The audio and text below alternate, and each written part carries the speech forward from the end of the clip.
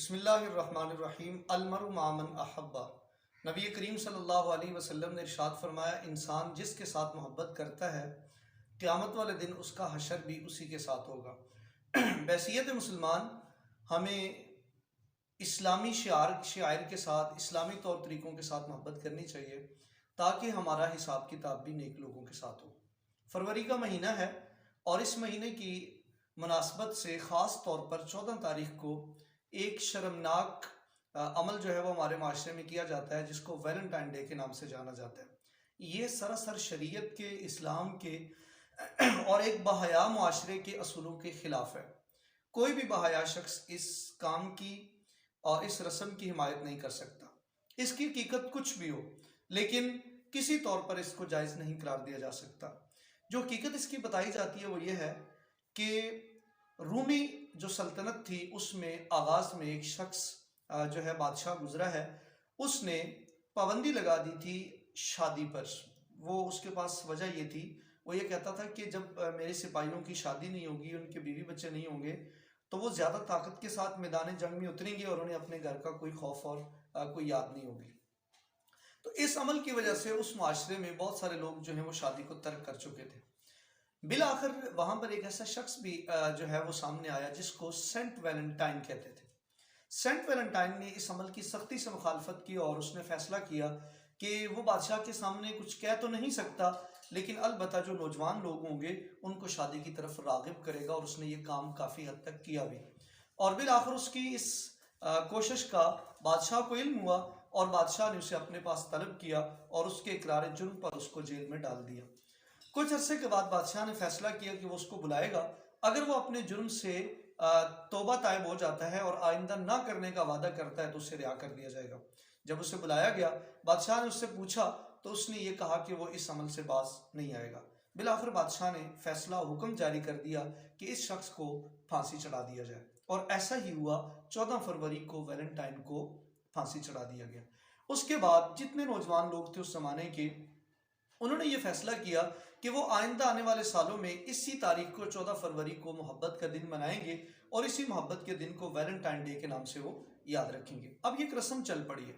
اور یہ رسول پاک صلی اللہ علیہ وسلم کے زمانے سے بھی 300-400 سال پہلے کی بات ہے۔ یہ حقیقت ہے یا نہیں، کسی بھی طور پر اس عمل کو درست نہیں سمجھا جا سکتا۔ شادی ایک الگ چیز ہے، اس کو اس کے ساتھ جوڑ کر ویلنٹائن کی ہمدردی لینے کے لیے اور ایک اس کو جائز رخ دینا، یہ بالکل درست نہیں ہے۔ اور قرآن مجید میں ہے کہ اللہ تعالیٰ نے ارشاد فرمایا، الخبیثات للخبیثین والخبیثون للخبیثات، ناپاک مردوں کو ناپاک عورتیں اور ناپاک عورتوں کو ناپاک شوہر ملتے۔ اس لیے اگر ہم مسلمانوں میں بھی یہ غلط رسمیں رواج پا گئیں، جیسا کہ یہ 14 فروری کو ہونے والا ہے، ایسا ہماری پارکوں میں، یونیورسٹیوں میں، اسکولوں میں، کالجوں میں کہیں سرے عام، کہیں ڈھکے چھپے، اس عمل کی بڑی پذیرائی ہوگی۔ اور یاد رکھیے گا، اس عمل سے آئندہ آنے والی ہماری نسلیں بگڑ رہی ہیں، اس سے ہم اپنے اللہ کو ناراض کر رہے ہیں، اس کی وجہ سے ہم رسول کریم صلی اللہ علیہ وسلم کی تعلیمات سے دور ہو رہے ہیں، اس کی وجہ سے ہماری سوسائٹی کی جو بنیادی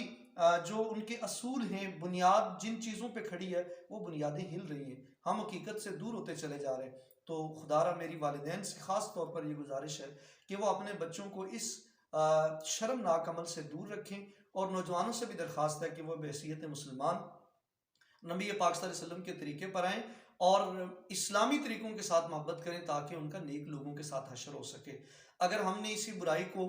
جو معاشرے میں چل رہی ہے اس کو ہم مزید رواج دیتے رہے تو پھر ہمارے اوپر جس طرح سے اللہ کی آزمائشیں پہلے آ رہی ہیں وہ اسی طرح آتی رہیں گی۔ پھر ہمارا نقصان جو ہے وہ دن بدن جہاں مالی طور پر ہو رہا ہے، وہیں جانی طور پر اور عذابوں کی شکل میں اور پھر آخرت کی بربادی کی شکل میں ہوتا رہے گا۔ تو ہمیں یہ چاہیے کہ ہم اگر کسی کی بہن کو، کسی کی بیٹی کو اس برائی کے عمل کی طرف لا رہے ہیں تو ہمارے خیال میں ہونا چاہیے کہ ہمارے ساتھ بھی یہی ہوگا۔ یہ دنیا ہے، اس میں انسان جیسا کرتا ہے وہ ویسا ہی برتا ہے، دنیا میں بھی برائی ملے گی اور آخرت میں بھی ملے گی۔ تو میری یہ آپ سے درخواست ہے کہ اس برے عمل سے نہ صرف خود دور رہیں بلکہ اپنے دوسرے مسلمان بھائیوں کو اور خاص طور پر نوجوان بیٹوں اور بیٹیوں کو دور رہنے کا حکم دے۔ اس کے ساتھ یہ بات بھی یاد رکھ رہے ہیں کہ قرآن مجید میں ایک آیت ہے، وَاتَّقُوا فِتْنَةً لَا تُصِيبَنَّ الَّذِينَ ظَلَمُوا مِنْكُمْ خَاصَّةً، کہ ایسے تم فتنے سے بچو جب اگر تمہارے اندر وہ برائی پیدا ہو گئی تو پھر اس کی وجہ سے آنے والا عذاب صرف گناہگاروں پہ نہیں آئے گا بلکہ نیک اور برے سب اس کے اندر جو ہیں